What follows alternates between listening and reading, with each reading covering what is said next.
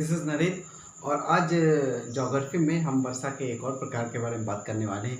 आज हम बात करेंगे पर्वतीय वर्षा के बारे में। बहुत ही आसान सा टॉपिक है और समझ में आएगा, फिगर से ही समझेंगे हम लोग। इससे पहले हम बात कर चुके थे सामान्य वर्षा के, तो पर्वतीय वर्षा के बारे में बात कर लेते हैं। फिगर देख लीजिए, सॉरी जिसे फिगर से बात करते हैं। जैसे आर्द्र हवाएं हैं जो उठती हैं और इनको अवरोध मिलता है पर्वत के रूप में, ठीक है। तो क्या करती हैं हवाएं में क्वालिटी होती है कि रास्ता मोड़ देती है, मुड़ जाती है। जैसे पानी मुड़ जाता है अपने आवश्यकता अनुसार, से हवाएं भी होती हैं जो मुड़ जाती हैं। तो ये पर्वत का सहारा लेके उस पर चढ़ना आरंभ करती है, ठीक है। तो एक ऊंचाई तक तो ठीक था, लेकिन जब ये चढ़ती हैं ऊंचाई पे जाते जाते तापमान कम होता जाता है और ये ठंडी होती जाती है।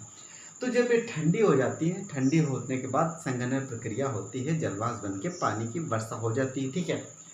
तो ये एक ऊंचाई तक चढ़ी, उसके बाद वर्षा कर दी, ठीक है। आगे देखिए, मान लीजिए ये ऊंचा है, काफी ऊंचा पर्वत है, तब की बात हो रही है। तो ये इधर ये लोगों ने बारिश कर दी। तो जब ये हवाएं इधर पहुंचेंगी, नीचे उतरना चालू करेंगी, तो इनमें जलवाष्प की मात्रा बहुत कम हो जाएगी, ठीक है, बिल्कुल ना के बराबर हो जाएगी। और जब ये और नीचे उतरेंगी तो फिर इधर तापमान भी बढ़ने लगेगा। जब नीचे उतरेंगी तो तापमान बढ़ेगा, ठीक है। तो जलवाष्प भी नहीं है, तो जो तापमान भी बढ़ता जा रहा है, तो क्या होगा, हवाएं ऊपर ही उठेंगी, नीचे थोड़ी आएंगी, ठीक है। तो इस तरह इस इलाकों में वर्षा नहीं होगी, बिल्कुल ना के बराबर।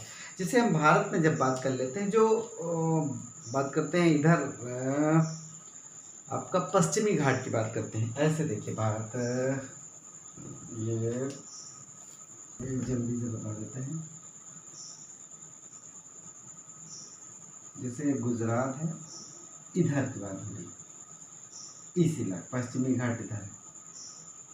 क्या होता है, इधर जो है पहाड़ियाँ हैं, ठीक है। इस तरफ काफ़ी पहाड़ियाँ हैं ये, ठीक है। इस तरफ जब पहाड़ियाँ हैं तो क्या होता है, जब ये अरब सागर से हवाएं आती हैं ऐसे, ठीक है, तो क्या करती हैं, पहाड़ियाँ हैं तो इस तरफ तो बारिश कर देती हैं धड़ाधड़, लेकिन जब ये इस तरफ पहुँचती हैं तो बारिश नहीं करती हैं। तो जो ये इलाका है आपका जिधर बारिश नहीं हो रही है, इसको बोलते हैं वृष्टि छाया क्षेत्र, ठीक है। तो इसको बोल देते हैं हम लोग वृष्टि छाया क्षेत्र। और क्योंकि इधर पानी नहीं बरसता है और एक तरफ ढाल के इधर बरसता है, दूसरी तरफ नहीं बरसता है। देखिए मैंने क्या लिखा क्या है, फिर और समझाते हैं।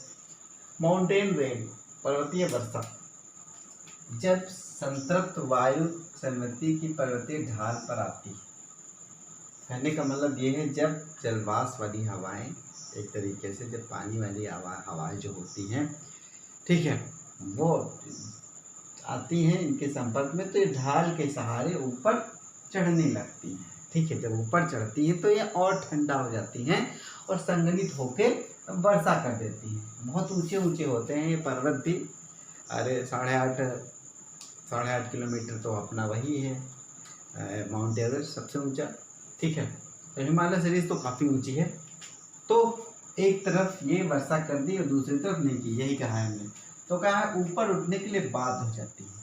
देखिए क्या होता है कि इसे तो आई, अब आने कहीं इधर उधर से निकलने की जगह नहीं, तो ऑप्शन नहीं है, तो वो ऊपर ही उठेंगे, ठीक है।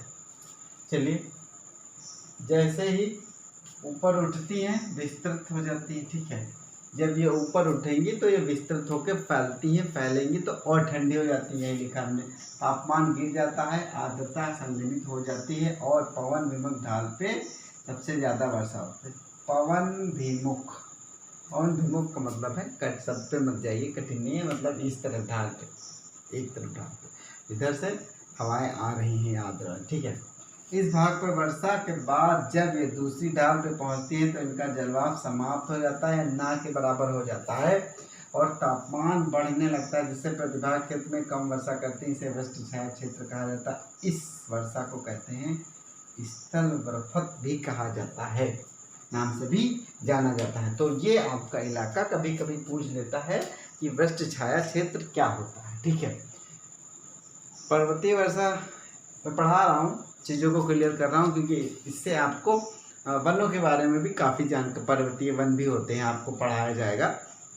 इसके बारे में हम वन ही टॉपिक लेंगे क्योंकि ये भी रिलेटेड है, वर्षा और वन एक दूसरे से रिलेटेड। तो ये आपकी हो गई पर्वतीय वर्षा के बारे में। और भी पर्वतीय वर्षा का उदाहरण हम इंडिया में देख सकते हैं। जैसे मेघालय है, मेघालय में गारो खासी जयंतिया से वो घिरी एक है जहाँ सबसे ज़्यादा वर्षा होती है।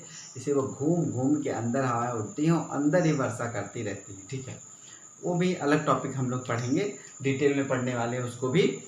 तो ये हो गई पर्वतीय वर्षा। इसके बाद हम लोग की ओर बचती है चक्रवातीय वर्षा। जब निम्न वायुदाब की हवाएं उच्च वायुदाब की आपस में टकराती हैं तो चक्रवातीय वर्षा होती है। इसको हम पढ़ेंगे अगले वीडियो में।